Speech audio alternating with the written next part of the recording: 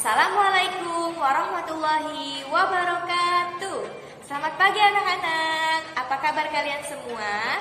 Semoga semuanya dalam keadaan sehat walafiat ya nak.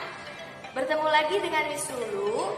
Hari ini kita sudah masuk ke pembelajaran 4 subtema 3. Kalian bisa buka buku kalian di halaman 81. Oke, di pembelajaran hari ini kita sudah masuk dan akan mempelajari tentang daur hidup. Ada yang sudah membaca bukunya di halaman 81? Apa yang dimaksud dengan daur hidup? Daur hidup adalah tahap perubahan yang dialami oleh makhluk hidup selama hidupnya.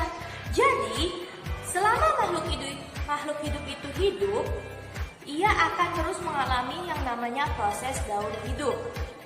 Proses daur hidup yang akan Miss bahas hari ini adalah proses daur hidup seekor katak. Ya, katak atau nama lainnya adalah kodok. Katak mengalami proses daur hidup. Pertama dari katak dewasa, kemudian bertelur. Dari telurnya ini berubah menjadi berudu atau kecebong.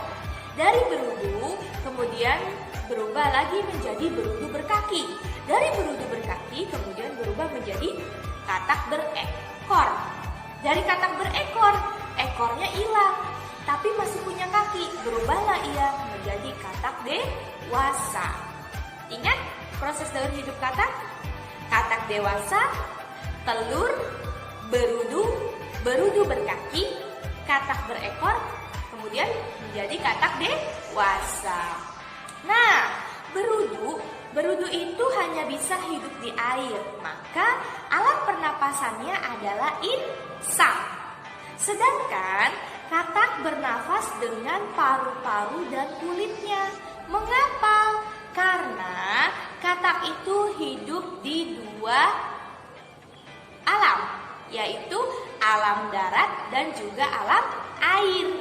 Makanya kenapa ia bisa bernafas dengan paru-paru bukan insang? Karena ia hidupnya di dua alam atau dua tempat, di darat dan di air. Dia bisa hidup di keduanya. Oke, katak itu bergerak dengan apa?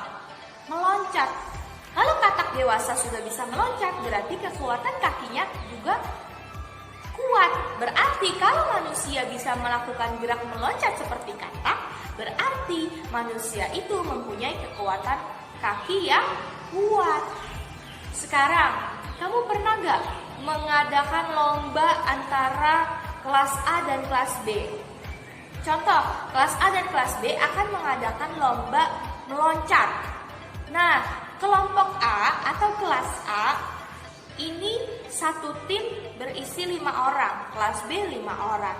Kemudian di kelas A ini, teman-teman di kelompok kelas A ini memberitahu kepada teman yang akan meloncat. Dia memberitahu sebaiknya kamu melompatnya pelan-pelan, nanti kamu terjatuh. Ada lagi temannya yang bilang sebaiknya kamu melompatnya hati-hati, yang penting kamu sampai ke garis finish. Berarti teman kamu ini memberitahu apa? Memberitahukan sebuah saran. Apa itu saran? Saran adalah pendapat sebagai rasa peduli kepada seorang teman. Ketika temanmu memberikan saran, berarti temanmu itu sudah peduli terhadap kamu. Kalau temanmu tidak memberi saran, kamu langsung saja meloncat dengan seenaknya, berarti temanmu itu kurang peduli. Maka dari itu, ketika temanmu memberikan saran, berarti temanmu itu peduli. Saran juga harus disampaikan dengan kata-kata yang baik, yang sopan, dan tidak menyinggung temannya atau tidak membuat marah kata-katanya. Oke? Maka dari itu, saran harus biasanya digunakan awalnya menggunakan kata sebaiknya. Sebaiknya kamu pelan-pelan, sebaiknya kamu meloncat lebih cepat.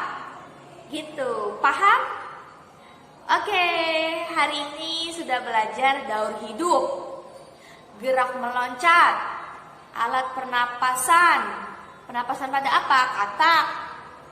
Kemudian sudah belajar tentang sarang. Untuk lebih paham lagi, kamu bisa mengerjakan buku tematik kalian 3A halaman 85. Kemudian setorkan ke Mister atau Mrs. kalian ya nak. Wassalamualaikum warahmatullahi wabarakatuh.